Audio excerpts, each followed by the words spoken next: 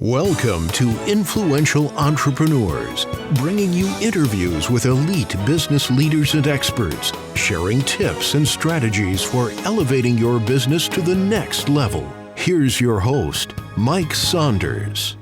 Hello and welcome to this episode of Influential Entrepreneurs. This is Mike Saunders, the Authority Positioning Coach. Today we have with us John Terry, the Black Belt Leader. John, welcome to the program.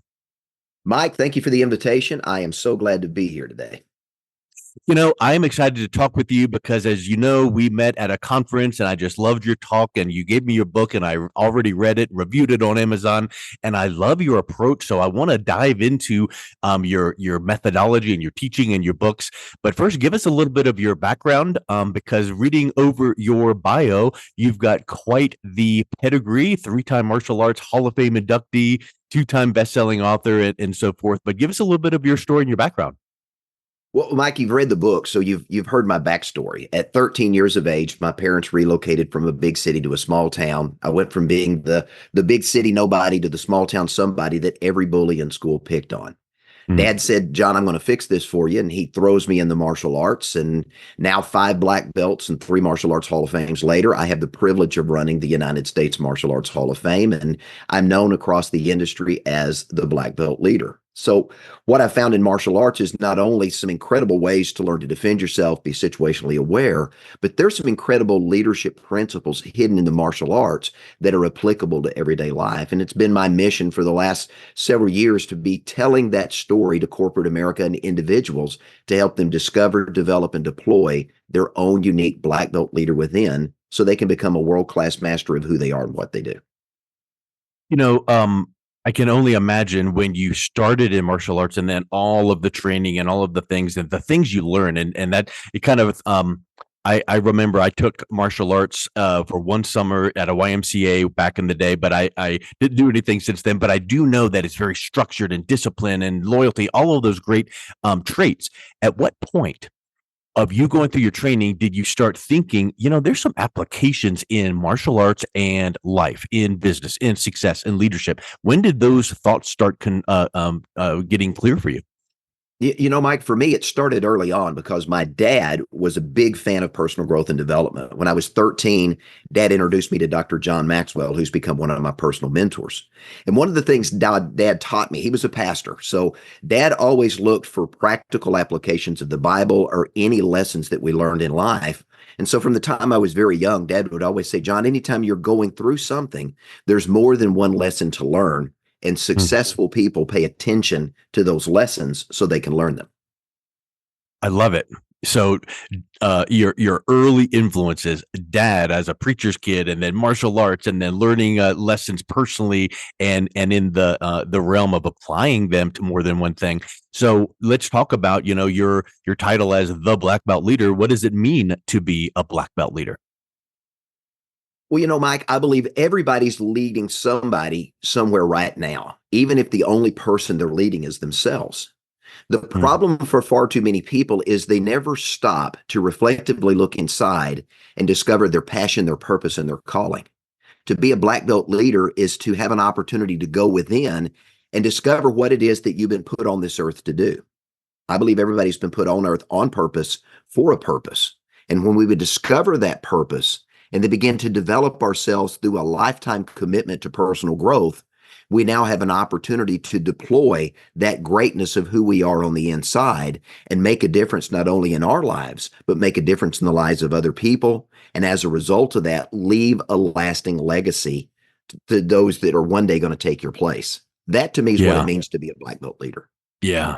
You know, that's so interesting because I always like to think of things that you learn and applying them to other situations as well. And what you just said there reminds me of when you think about, you know, sales. And so many times people are like, well, I just don't like selling. And when I hear that, I'll say good, because a true salesperson isn't really that pushy salesperson you think of. It's just someone that explains and educates and teaches and just shows some options and sees where the person might need. But in reality, we all are selling all all day long at times where we have to sell the fact that, oh, I want to go to this movie versus that movie, or this, a restaurant versus that restaurant. So what you said about passion, purpose, and calling is not only what we think of as traditional leadership. I feel like when people say, oh, that's a book on leadership. Yeah, but I'm not a corporate CEO. I'm not a VP in a large company, but you can be leading yourself. You could be leading people that are around you to then achieve that passion, purpose, and calling. So talk a little bit about, a little deeper about when you learn to lead yourself, then that expands out to those others around you personally as well as professionally. Yeah, Mike, you said it well. Every day, you're either leading yourself or you're allowing other people to lead you. When you're leading yourself, you have the opportunity to take yourself where you want to go. But when other people have hijacked your life, they're going to take you where they want you to go. And you're going to end up living less of a fulfilled life than you would if you were living life pursuing your purpose, your passion, and your calling. That's something I learned early on. And Dad made sure to point out, as did my mom, when they would see other people that were influencing and potentially taking me in a wrong direction, and help me see the roadblocks, the pitfalls, and the dangers that were ahead. And as a result of that, I realized I am responsible for my outcome in life. Yes, I'm a person of faith, and I lean on God's direction and guidance in my life. But at the end of the day, it's the choices I make that determine the outcomes I'm going to experience in life. And if I'm not learning, I'm not growing, I'm not becoming a better version of myself, I'm probably not making the best choices that are going to lead to the best outcomes. And at the end of the day, we want to be successful. We want to truly be able to lead ourselves well, but that comes through learning, through growing, making sure we make those good choices. And when we mess up, and we will, we learn from those mistakes so that we can get the lesson life's trying to teach us and apply that so we don't make that same mistake again. Yeah, 100%. I love purpose and passion and calling, and I want to go a little bit deeper on a couple of those, because I feel like people could go purpose and calling, aren't they the same thing? But I want to start with saying that I love how passion is tied into that, because so many times we feel like if you set these certain goals, you feel like you're pushed. And it's like, oh, I've got to do this thing. But if you are passionate and you set those goals the right way with your why in mind, you're pulled. So it's not a push where you feel overwhelmed. You feel your passion kicking in and you feel drawn toward that. And that's a whole different feel, right? Oh, you're exactly right. Mike, in my book, Black Belt Secrets of Success, I talk about the 5 Ps. It's 5 camps that you go through climbing your mountain of success. And purpose is that first camp, because until you understand your why and the passion for what it is that you do, you're really not going to pursue that with all your energy, all your effort, and all your might. And you're only going to be, on a scale of 1 to 10, you're only going to be a 4 or a 5 in terms of success, because you're just going through the have-tos rather than the want-tos. When you discover your purpose, what it is you've been put on this earth to do, and you understand that that can also become a calling in your life that drives you to move forward, now all of a sudden you begin to see and seize opportunities that are sitting there right in front of you, that without purpose or passion to awaken you to those opportunities, you often walk right past them. And then you look back with regret later on, wondering, why didn't I see that? It's because you weren't tuned in to your passion and your calling that drives your purpose, that allows you to love it, whatever it is that you're doing. My dad said growing up, John, if you learn to love what you do, you'll never work a day in your life. Well, I love what I do, but there's work involved. But because I love what I do, the work to me isn't tedious. It's something I enjoy doing, because I can see the benefit of that and how it helps me, but how it also helps those I'm serving. So what do you find is like the delineation difference between purpose and calling? Because I feel like if you had those 2 circles, there is some overlap there, but where is the clarity between the 2? Purpose is your underlying why. Your calling, to me, is the audience that your purpose is being directed to. So understanding your purpose is the why of what you do, why you do. The calling are the people that you're actually going to serve and to deliver your purpose and to get the results that they're looking for you to help them achieve in life. Yeah. So like your purpose could be, I feel like I want to change the lives of a million entrepreneurs. Well, the calling might be, but this type of entrepreneur and using this type of platform to make that change. So it's like dialing in with that magnifying glass. Oh, exactly. It's like really defining who your target market is that you have been Mhm. called to serve and how your Yeah. purpose is going to serve them. And when those two align, incredible things happen in your life and in their life because you're serving them at the highest level, giving them 100% of yourself, and you're making a difference that truly makes a difference. Yep. So in your new book, Black Belt Secrets of Success, you talk about climbing the Mount Everest of success, and you just mentioned that the first camp was purpose, right? So talk a Yes, little sir. bit more about some of the following camps as you make that climb. Well, you go from purpose to persistence, and that's where the hard work begins. Once you discover your purpose, how do you actually fulfill that purpose? That's where you persist until you succeed. There's a Mm, price to pay if you want to get to the top of the mountain. And so either you're going to pay that price or somebody else is going to pay that price. There is pleasure involved, or there has to be some pleasure involved, because as we've already said, if you don't enjoy what you're doing, you're really not going to do it and give it your all. And it's only going to be average, mediocre, lackluster at best.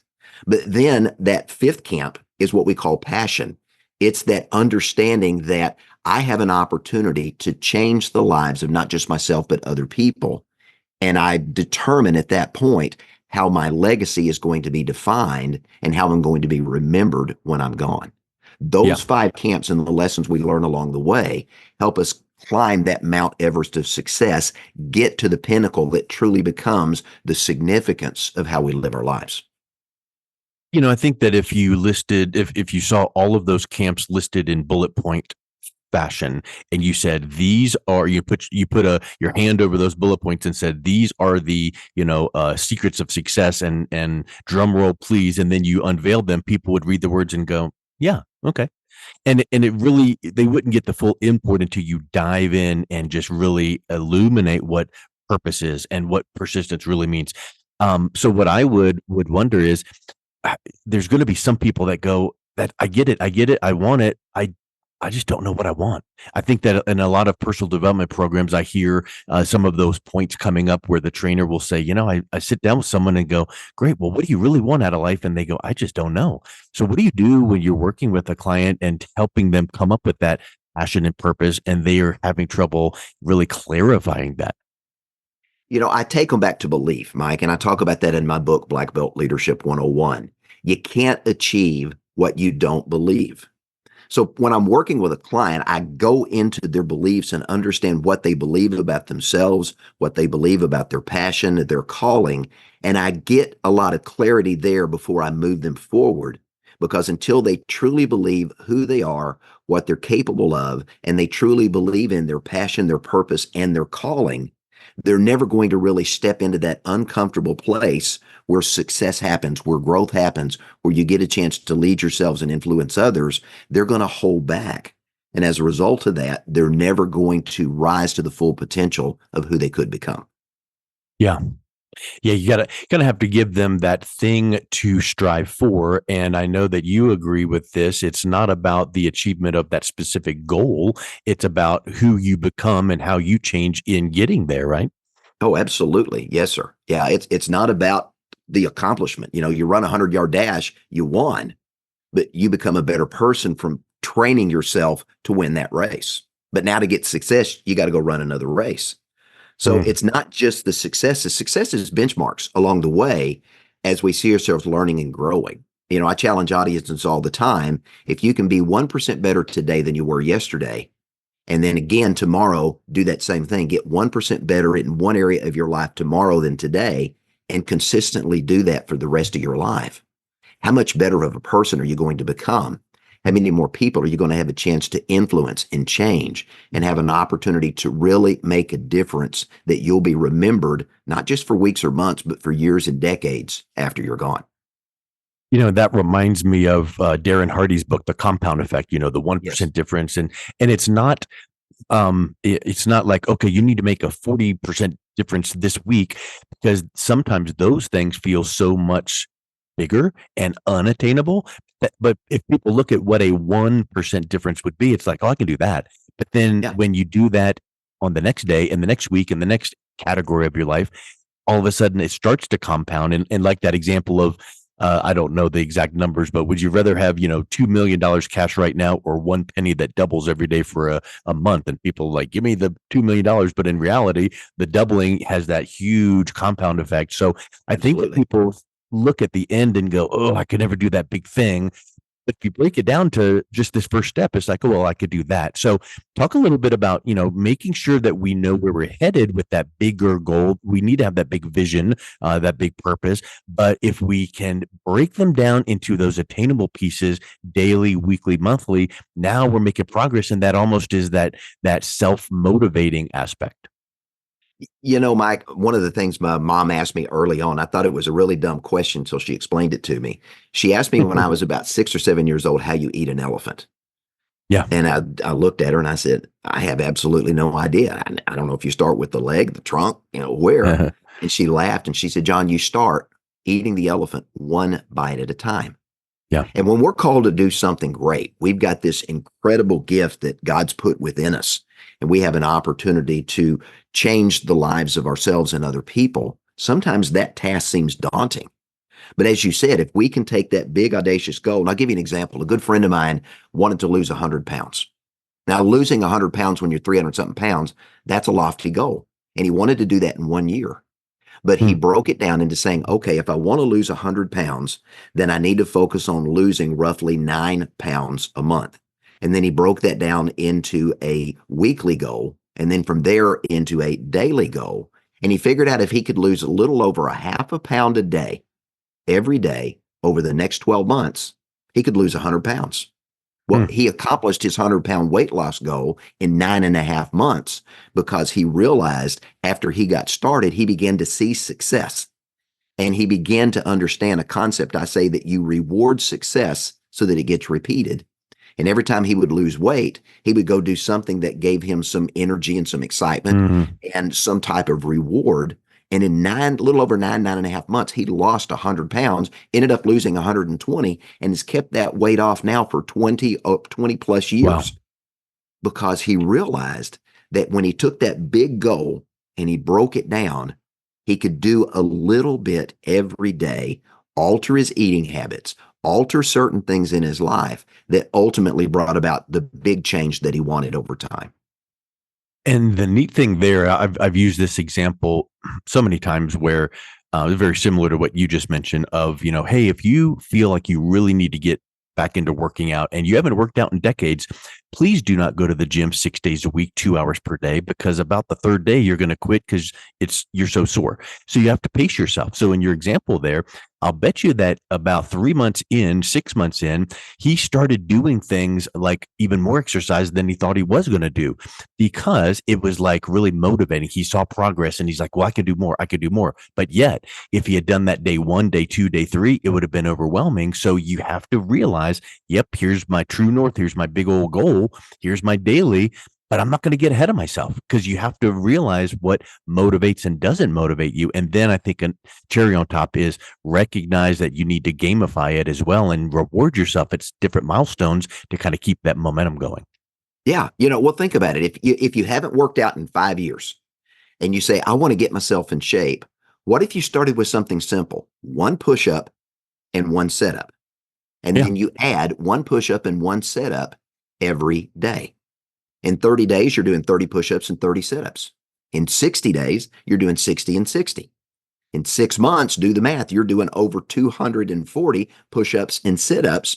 And all of a sudden, you find that you got energy you didn't have. Now you're probably at least walking, if not jogging in the neighborhood. And all of a sudden, you discover you're capable of becoming so much more than you dreamed of 6 months ago because you ate the elephant 1 bite at a time. Mm-hmm. I think that if we were to pull back to the 30,000 foot view or 60,000 foot view of all of these, camps in the achieving of Mount Everest of success that you've mentioned, it's not just getting there, like we've said, it's about the progress you make in your own self. But I want to talk a little bit about your thoughts on striving and then moving to thriving, meaning once you start attaining these things, even halfway through, or when you get to a certain level and then you readjust your goals, at what point do you find your people that you're coaching thriving to give back and go, okay, now I'm going to go and teach people what I've been learning, because that not only is the give back principle, but it's reinforcing to myself what I've been learning. And then now it's amplifying the effect. Dr. John Maxwell's been a mentor of mine for many, many years, Mike, as you know. And Dr. John talks about 5 levels of success, moving from position where people have to follow you because they have to permission, where you get permission to lead them, to where you're getting production from them and yourself, moving into people development, and ultimately the pinnacle of where you're developing other leaders around you. As I think about, the goal of going from just striving to thriving, I think of the example of a train. To get a train to go, massive engine, massive weight, but a small chalk can hold that train from moving forward. But once you begin to get momentum and you get past that initial striving to see some success in your life, when you're rewarding success and recognizing it and honoring that success and allowing it to compound in your life, all of a sudden momentum begins to carry you forward. And you see yourself as capable of doing and becoming more. And people see that. And when people see what they want, they become attracted to you like a moth to a flame or a butterfly to a flower. And they want what you have. And then when you have the opportunity to teach and train and add your collective wisdom to that of other people, you are empowering them to do what you've done and more, because they've had life experience that you haven't and that I haven't.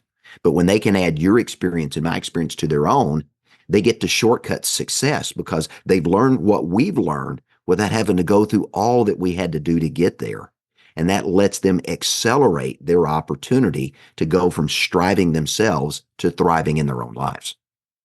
And using that training example, I've used a similar example many times, which I think the concept is like the switchback or something like that, where, you change tracks and all it is that little bar that switches over. And once you're in momentum, that little slight pivot, that's really simple because the train's going down the track and then it just makes that little veer. It's not a 90-degree turn. So I think many times in life, it's like, we don't need to do 180-degree turns, 90-degree turns. Sometimes it's just a little pivot, a little bit of a enhancement to what we're doing. And when you're in that momentum, that little slight pivot is very simple because you're just forging ahead. And I think that goes right along with what you were saying, because it really is that, like Tony Robbins teaches, constant and never-ending improvement. We all need to just be doing that 1% improvement every single day, every single week, knowing where we want to go. And when that fire of passion is guiding us and encouraging us to that, that to fulfill that purpose, boy, I think that we just have reams of books that we can put into the achievements that'll happen. Oh, absolutely. It's like the pilot that's flying from New York to San Francisco. They're constantly making little adjustments as they're adapting to the wind and the currents to keep the plane on track to get it where they want to go. It's the same thing in our own lives as we're doing things today and making those things happen. Yeah. Well, I love it. Well, John, it's been a real pleasure chatting with you today. I love how you tie in these tried and true success and leadership principles into martial arts and the black belt leader principles. So thank you so much for coming on. If someone is interested in learning more and reaching out and connecting with you and buying one of your several books, what is the best way that they can do that? Mike, the easiest way to find all my contact information is to go to my website, beablackbeltleader.com. That's beablackbeltleader.com. All my social media is on the Contact Us section, and they'll find a store where they can get access to the books, courses, all the other resources we have. Or if they want to book me to come speak, they can do that there as well. Excellent. Well, John, thank you so much for coming on today. It's been a real pleasure talking with you. I appreciate the opportunity, sir. Thank you for what you do, and appreciate the opportunity to share with your audience today. You've been listening to Influential Entrepreneurs with Mike Saunders. To learn more about the resources mentioned on today's show or listen to past episodes, visit www.influentialentrepreneursradio.com.